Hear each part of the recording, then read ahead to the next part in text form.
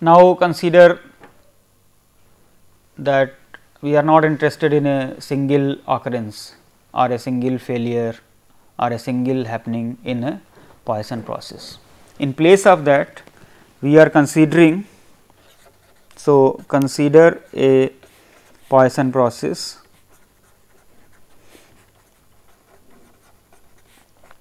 let us denote x t with rate lambda, and let x r denote the time, well in place of x we will use notation say T r because x is being used here. Let T r denote the time of rth occurrence. So, in place of the first occurrence we are looking at a certain number of occurrences, as we had discussed yesterday also, like in the negative binomial distribution, that a certain major event may occur as a consequence of certain smaller events. For example, if 1000 smaller intensity earthquakes occur, then it may make the earth to crumble and a major earthquake may occur. A sequence of certain mishaps may close down the plant itself. A sequence of, so any smaller kind of events may lead to a major disaster. So, we may be interested in the waiting time for that, of course, considering the events to occur in a Poisson process. For example, a certain number of occurrences have occurred, say a certain number of people purchase certain tickets, then we may have to close down the window because the seats are full. So, what is the distribution of T r? Once again we can consider probability of T r greater than T. So, starting from a time 0, consider time small t. If we say that rth occurrence has not taken place till this time, suppose this is the rth occurrence, that means in the interval 0 to t less than or equal to r minus 1 occurrences will be there. So, this event is equivalent to probability of x t less than or equal to r minus 1. Of course, here t is positive, it is equal to 1 for t less than or equal to 0. Now, x t is having a Poisson distribution with parameter lambda t. So, this is equal to e to the power minus lambda t to the power j by j factorial summation j is equal to 0 to r minus 1. This is for t greater than 0 and it is 1 for t less than or equal to 0. Consequently, we can write down the cumulative distribution function of T r as f of T r at the point t, that is 1 minus probability of T r greater than t, and this is equal to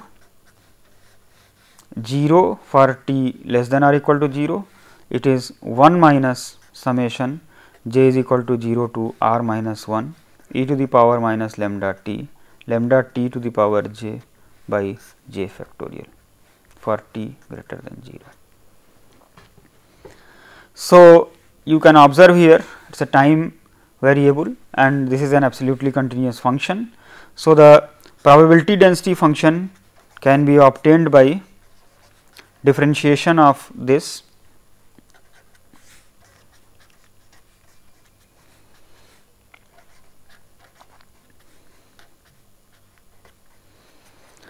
now. For t less than or equal to 0 it is 0 and in this particular portion we are having sum of a series.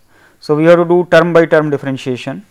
So, this is equal to 0 for t less than or equal to 0 and in this portion now this is d by dt of e to the power minus lambda t plus lambda t into e to the power minus lambda t plus lambda t square e to the power minus lambda t by 2 factorial and so on, plus e to the power minus lambda t to the power r minus 1 by r minus 1 factorial for t greater than 0. So, here you observe that when we differentiate, here one term is there, but thereafter each term is a product of two terms involving t. So, when we differentiate, we have to do by applying the formula of derivative of a product. So, if we expand the terms, the derivative of the first term will give us minus lambda e to the power minus lambda t, and there is a minus sign here. Consequently, we will get it as lambda e to the power minus lambda t. If we look at the second term and we look at the derivative of this, we will get lambda multiplied by e to the power minus lambda t, and there is a minus sign here. So, we will get here minus lambda e to the power minus lambda t, and observe that this can cancel out. The next term will be the derivative of this. So, that will give minus lambda, and minus is there. So, it becomes plus lambda square t e to the power minus lambda t.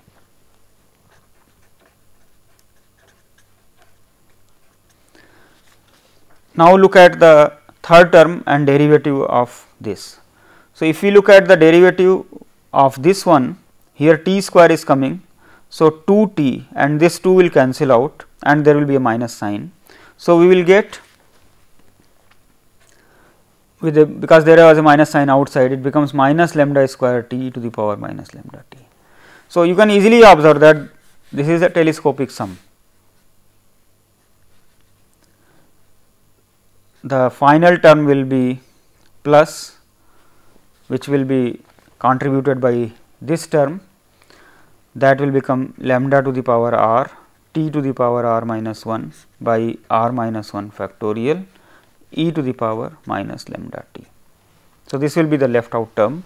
So, we are getting the probability density function of T r as lambda to the power r t to the power r minus 1 e to the power minus lambda t by gamma r for t greater than 0.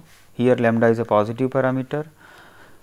In the derivation, we have considered r to be a integer because it is occurrence, but after writing down this, you can see that it is valid for r greater than 0, any positive real number. So, this is known as a gamma distribution or Erlang's distribution.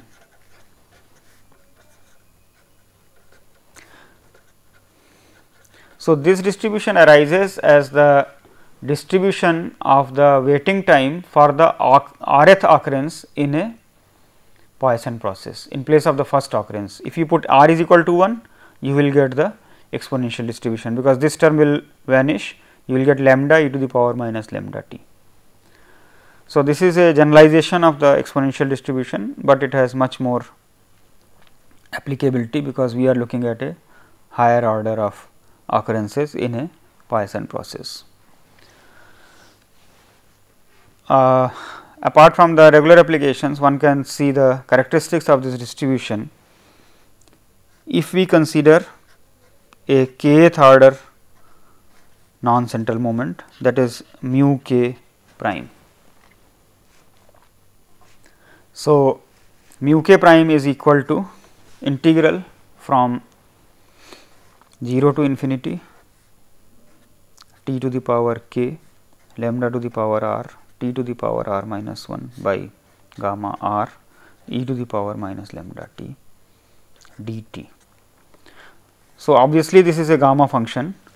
You can write it as lambda to the power r by gamma r t to the power k plus r minus 1 e to the power minus lambda t dt. So, it is lambda to the power r by gamma k plus r divided by lambda to the power k plus r. This is equal to, that is mu k prime is equal to gamma k plus r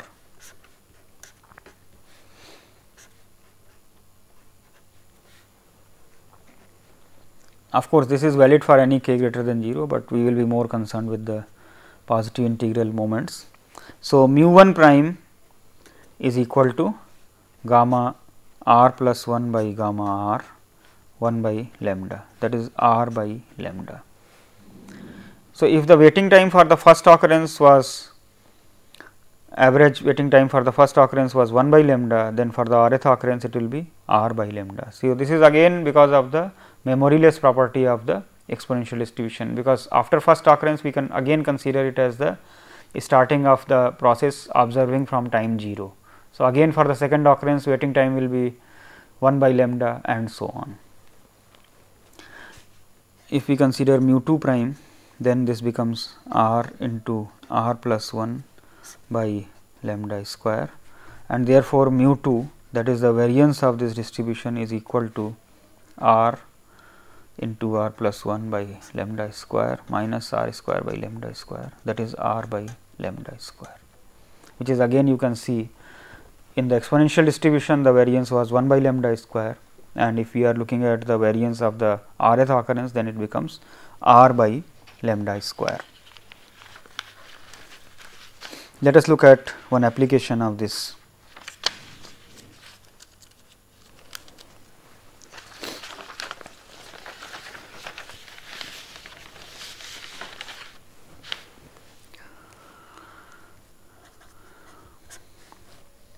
The CPU time requirement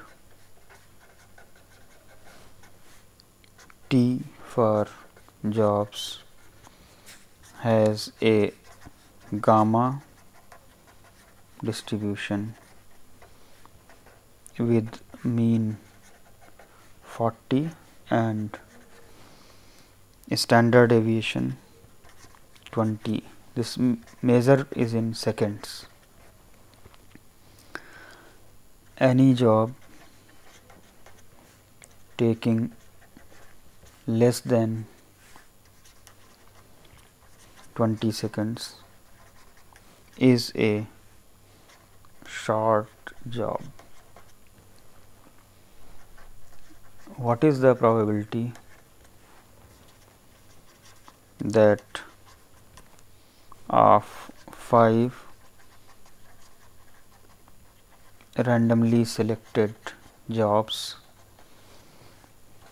at least 2 are short jobs? So, in order to answer this question, let us consider the setup. Here mean is given to be 40. So, that is r by lambda is 40 and standard deviation. So, here variance is r by lambda square. So, r by lambda square is 400. So, this is a 2 parameter distribution and we have now 2 equations. So, we can have r by lambda is equal to 40, r by lambda square is equal to 400. So, if we solve this, we get r is equal to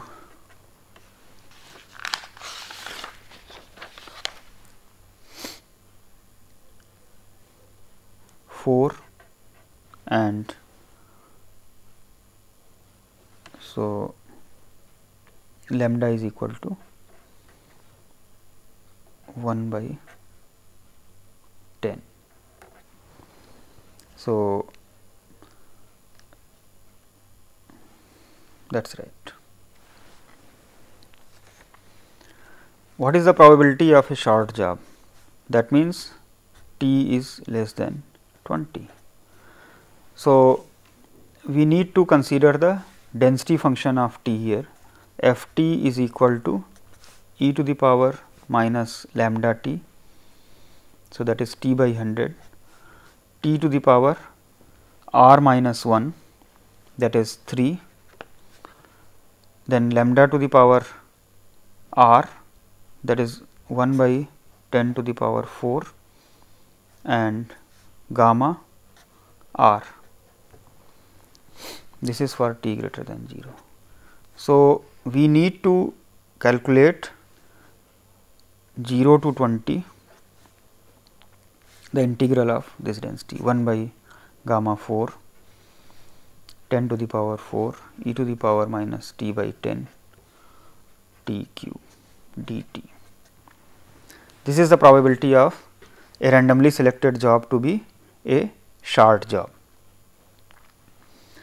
So, if we want to evaluate this, we can consider, since exponential function is involved, the integral will be at one end something value 1 and at another point some value will be there. So, it is convenient if we consider this as 1 minus 20 to infinity 1 by 6 into 10 to the power 4 e to the power minus t by 10 t cube dt. So, from the integrals integrand we can observe that it is convenient if we put t by 10 is equal to y, that is 1 by 10 dt is equal to dy. So, this becomes equal to 1 minus, this will be 2 to infinity 1 by 6 e to the power minus y cube dy. So, this is not a complete gamma function, this is an incomplete gamma function, because the integral is from 2 to infinity. So, we can do integration by parts, and after doing certain simplification, this one will turn out to be 1 minus 19 by 3 e to the power minus 2, which is approximately 0.1429. So, probability of a randomly selected job being a short job is only 0.1429. That means, in the gamma distribution, if the mean is 40 and the standard deviation is 20, the probability of job being over in mu minus sigma is actually much smaller. Now, we can consider the random variable, say z is the number of short jobs out of 5. Then z is following binomial distribution with n is equal to 5 and p is equal to 0.1429. This is p, this is n. We are saying what is the probability that at least 2 jobs are short jobs. That means, probability of z greater than or equal to 2. This we can consider as probability z is equal to 0 and z is equal to 1, you subtract from 1, that is a complementary event. So, this is equal to 0.1 minus 0.1429 to the power 5 minus 5 C 1, 1 minus 0.1429 to the power 4 into 0.1429. So, this can be evaluated and it is approximately 0.1519. So, the probability that at least 2 out of the 5 jobs are short jobs is quite small.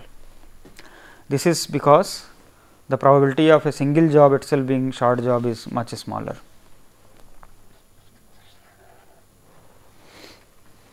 So, we may look at the moment generating function etcetera of this distribution. So, moment generating function of the gamma distribution, expectation of e to the power u t r, that is equal to integral e to the power u t lambda to the power r by gamma r e to the power minus lambda t t to the power r minus 1 dt 0 to infinity. So, here if you see, this term can be combined with this. So, it becomes directly a gamma function. So, this is equal to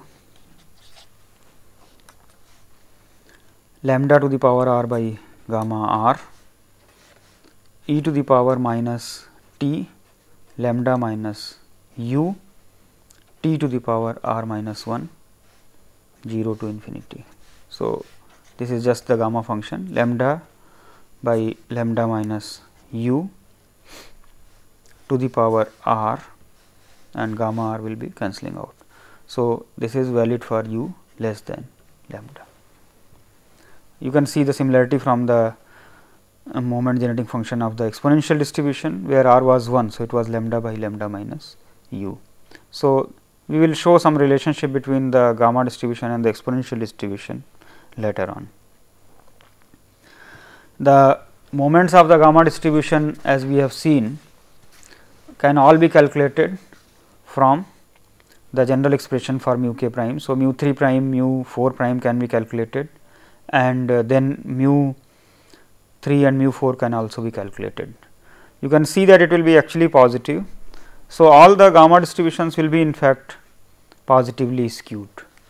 The reason is that if you look at the density function, it is lambda to the power r t to the power r minus 1 e to the power minus lambda t divided by of course gamma r.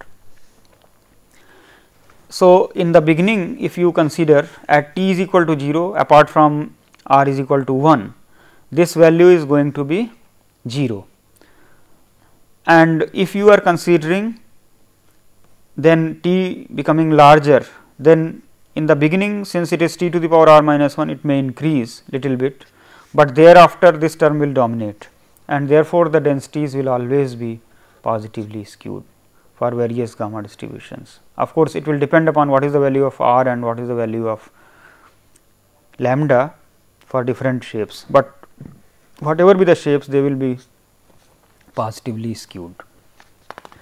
The peak will of course depend upon the value of the r and lambda.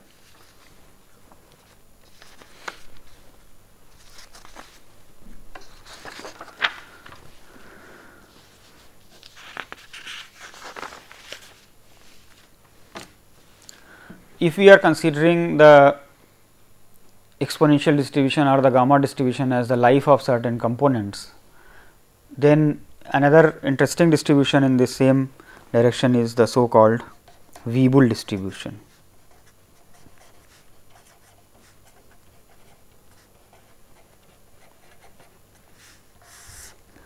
The general form of a probability density function of a Weibull distribution is given by alpha beta x to the power beta minus 1 e to the power minus alpha x to the power beta, where x is always positive and alpha and beta are positive parameters. So, quite naturally one can see the form of the CDF here, because if you integrate from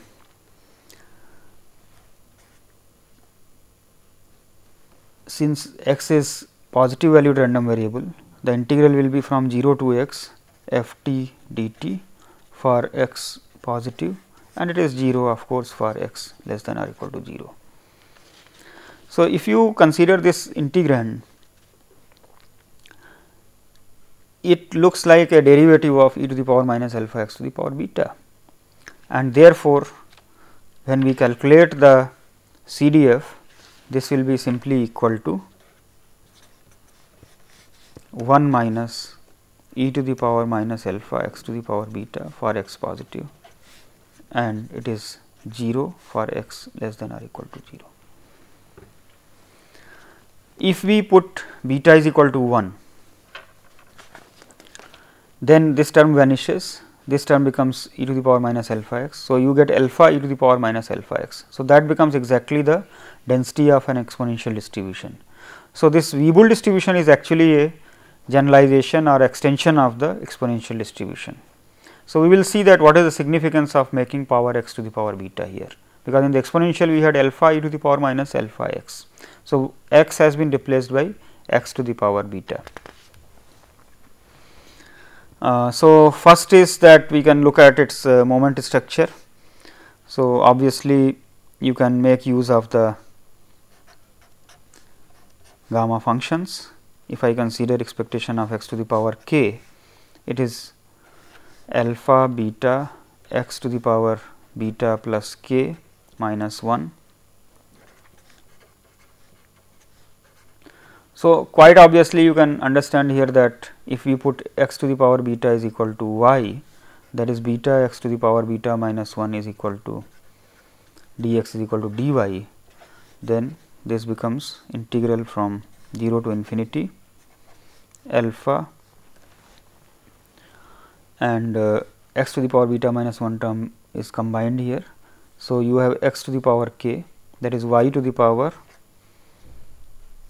k by beta e to the power minus alpha y dy. So, this is simply a gamma function, and the expression for this turns out to be alpha gamma k by beta plus 1 divided by alpha to the power k by beta plus 1. That means, gamma k by, or you can write it as k plus beta by beta divided by alpha to the power k by beta. So, in particular,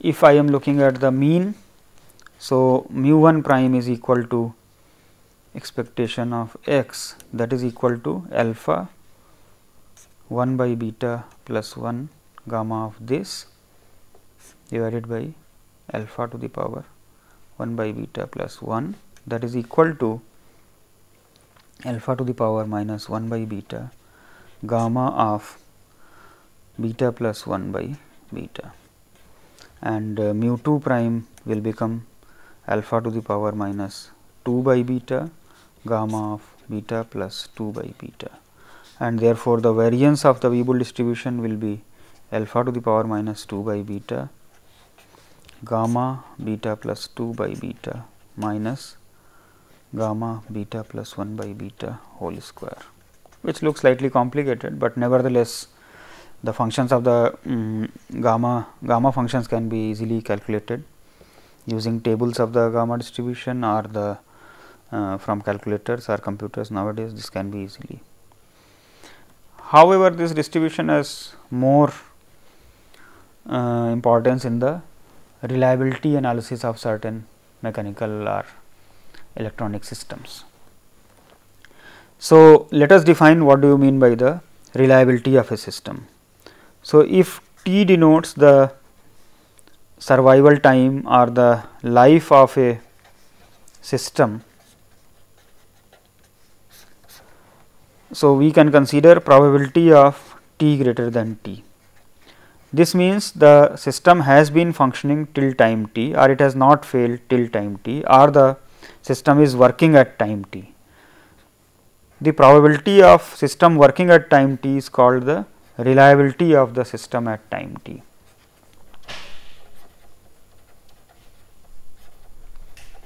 Reliability of the system at time T. So, using this we can define another quantity, and of course, you can easily see that this is equal to 1 minus the CDF at the point T. We also define what is known as instantaneous failure rate of system at time T. So, let us consider the interpretation of this. The system is functioning at time T, and immediately after the time T it fails, that means in an interval from T to T plus h. So, if we are considering the rate, we consider it divided by h and take limit as h tends to 0. Let us give some notation, say h of t, we also call it hazard rate at time t. So, this we define for any random variable which is denoting the life of a system. So, we call failure rate at time t or hazard rate at time t. That means, given that the system is functioning at time t, what is the probability that it will fail immediately after that, and therefore, if we want to calculate the rate, then we divide by the length of the interval and take the limit as this. So, let us evaluate this. Now, if we consider this as event A and this as event B, then this is probability of A intersection B divided by probability of B. Now, once again you can see that A is a subset of B. So, this becomes probability of T less than capital T less than or equal to t plus h divided by probability t greater than t h, limit as h tends to 0. So, this term if you see, it is nothing but the density function of the variable t, because we are taking limit as h tends to 0. See, you can expand it like this, the numerator becomes f of t plus h minus f of t by h, and this is r t. So, this term is nothing but the f t by r t, or you can consider it as f t divided by 1 minus f t. So, the hazard rate of a lifetime distribution can be denoted by the density divided by the reliability, or the density divided by 1 minus the cumulative distribution function of the random variable. So, we are calling it as h t.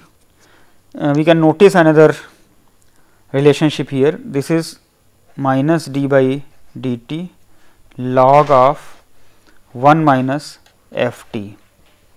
So,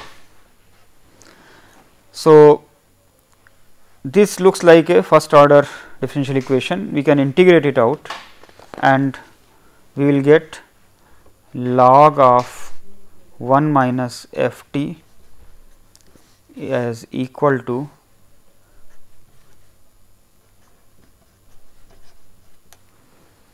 and therefore, plus of course, a constant of integration. So, 1 minus f t becomes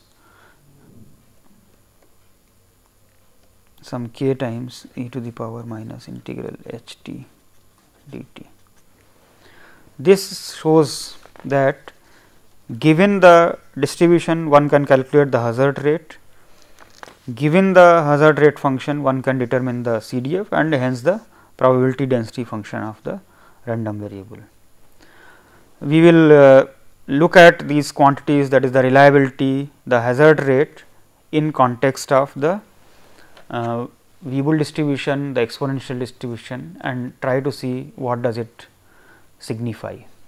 So, in the next lecture we will be covering these issues. Thank you.